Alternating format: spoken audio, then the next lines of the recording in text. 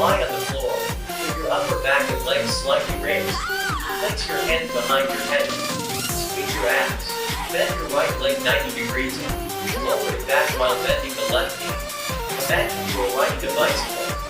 Use your abs to control the movement.